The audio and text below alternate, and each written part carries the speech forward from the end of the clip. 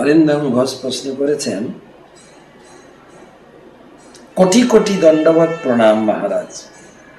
আমার একটা প্রশ্ন, অনেক কীর্তনের মধ্যে দন্তে তৃণধারী বাক্যটি আছে, আপনি যদি কৃপা করে এর অন্তর্নিহিত অর্থটা ভয়েস করে বুঝিয়ে দিন।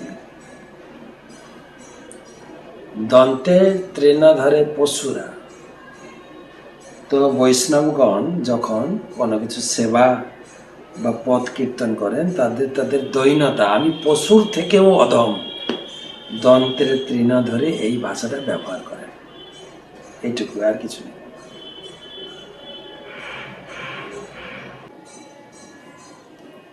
প্রশ্ন, শ্যামলী সাউ প্রচার কার্যে যুক্ত হলে ভগবানের পূজা পাঠ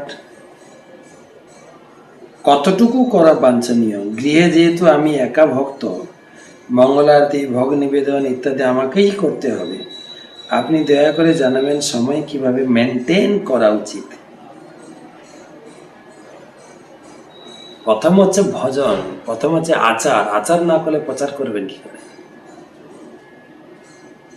যৎ আচরিতে শ্রেষ্ঠ। আমি যদি ভজন করার শক্তি না পাই, ভজন করে শক্তি সঞ্চয় না করি, তাহলে প্রচার করবো কি করে? আমার কথা কে শুনবে? তাই আচার, প্রচুর পরিমাণে নিজের দৃষ্টান্ত আচার দিয়ে বুঝাতে হবে, তাহলে লোকে সেটাকে গ্রহণ করবে। সেটাই প্রচুর পরিমাণে। তাই নিজেকে সব কিছু, মঙ্গল আরতি থেকে ভগবানের পূজা, ভোগ নিবেদন করা, প্রসাদ খাওয়া, গীতা ভাগবত পড়া, তারপরে সময় বাঁচলে আপনি প্রচার করবেন।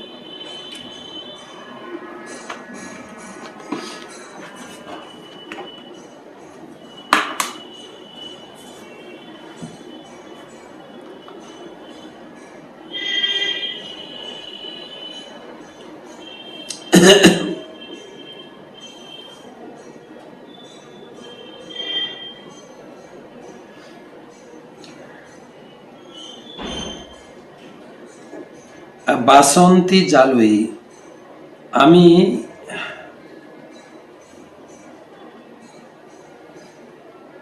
আচ্ছা, আকাশ প্রদীপ কি কাল থেকেই দেব?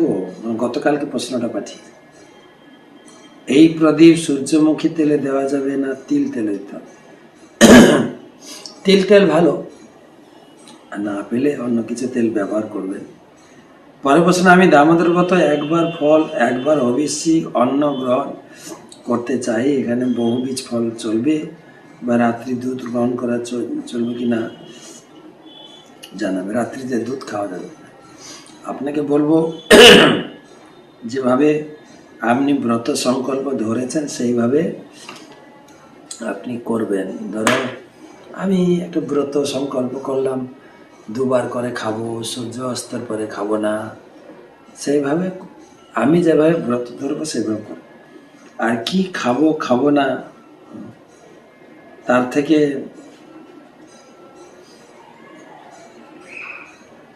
বেশি করে ভজনের চিন্তা না করে ভজন চিন্তা, ভজন।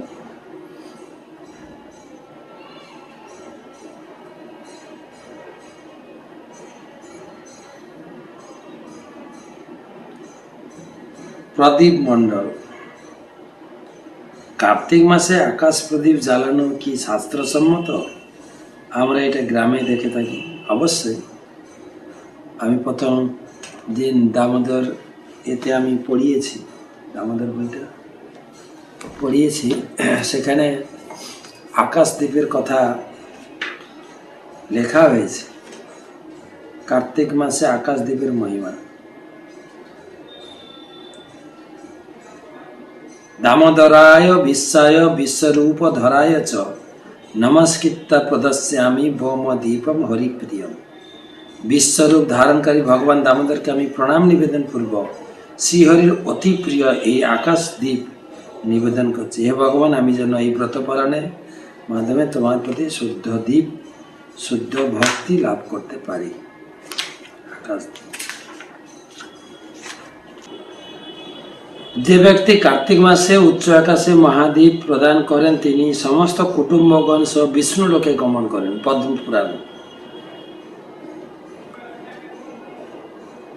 নমঃ অনন্তায় বেদসে মন্ত্র উচ্চারণের মাধ্যমে ভক্তগণ আকাশে ভগবান দামোদর ও সৌভাগ্য দেবীকে দীপ নিবেদন করে। এটা অনুমোদিত। ধন্যবাদ। আজকে এই পর্যন্ত রাখি।